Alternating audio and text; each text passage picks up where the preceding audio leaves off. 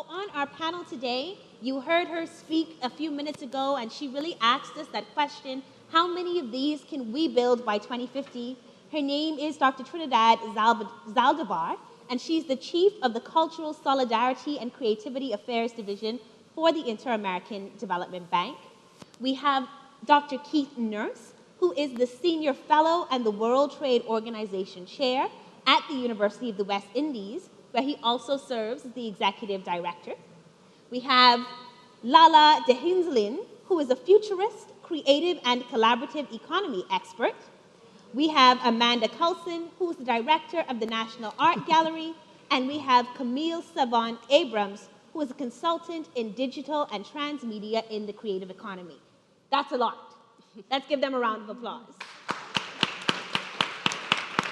As we talk about keeping the money here, and Amanda's also mentioned private-public partnership, we know that you've had great experience working with government and trying to get policies legislated. And so I want to find out from you, at what level do you believe that the most ability exists to help generate creative and innovative ecosystems? And how can public policy catalyze this process?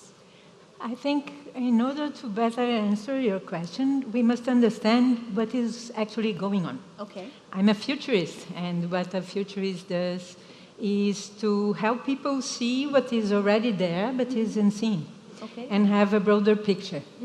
And the thing is that we are kind of stuck in the 20th century, because our lenses are not able to see the changes we are going through. And these are huge changes, because since we are all connected in distributed network, peer-to-peer, we have a shift from a linear arithmetical way of growing to an exponential one.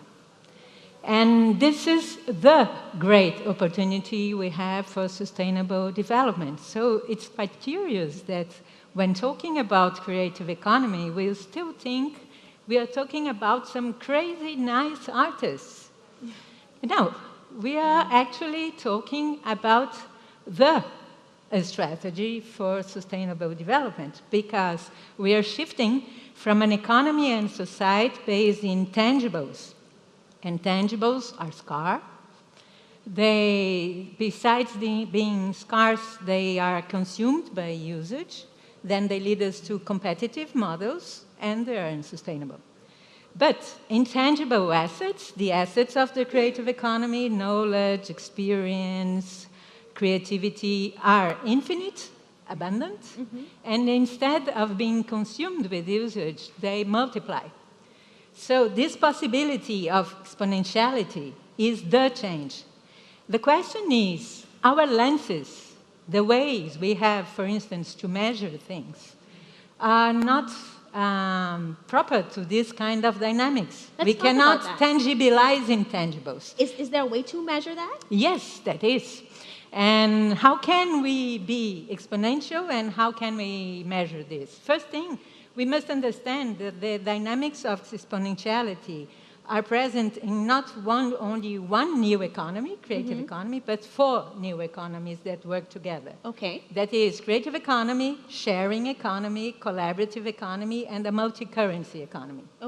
Can I explain? Please do. Oh, great. And so, creative economy is the economy based in intangible assets. So first thing, we must be able to notice them, measure, etc.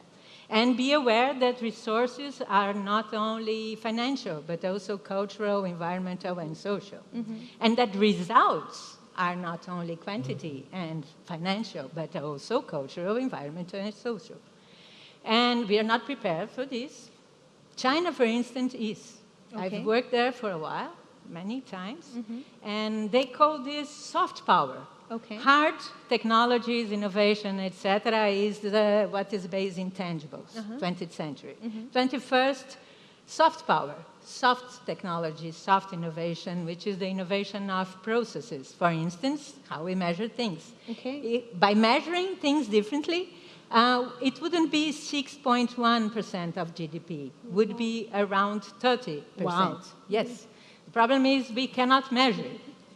But then we have another thing that we are unable to, so far, to grasp with our ways of measuring and our policies, which is sharing economy. Okay. Sharing economy allows us to have kind of solve all the infrastructural problems we may have, because there is always a surplus of space, equipment, raw materials, capabilities.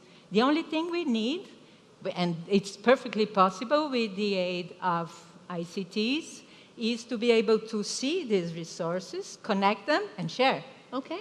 But sharing, we don't have policies for sharing economies, and More sometimes policies.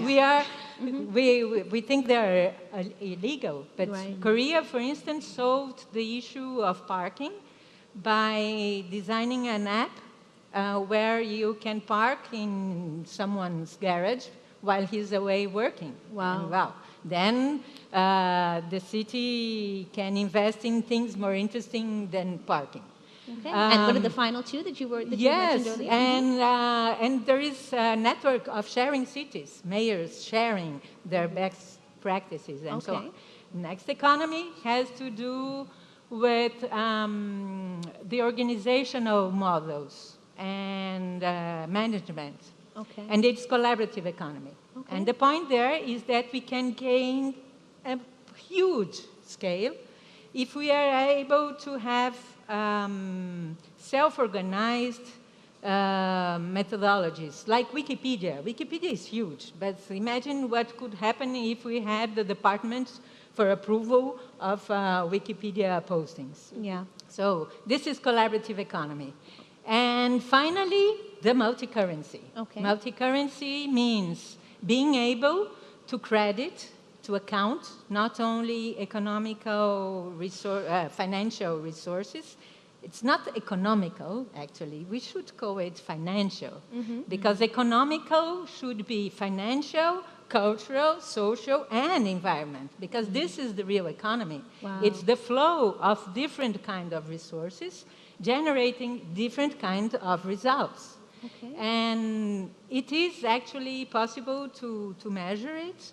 I've been, after working for a long time in governments and in the UN, I found that this is the lenses we are missing, and that's why we are still stuck in the 20th century. And so it's possible, yes, to measure. it. Okay. And with these measurements, it will be possible to design the new policies, new education, etc. Well, we need those measurements, Lala, And because then- we need those policies. Yes. So much for joining us. To our futurist, Lala. I love that concept of being a futurist. And I'm glad to tell you that I'm finally able to share the tools I've been working with all these years. So there are tools to work with this future vision and for continents and using technology. So I'm starting in Portuguese, then Spanish, then English, because we need people and we need tools so that we can redesign things and go to the 21st century finally. Certainly.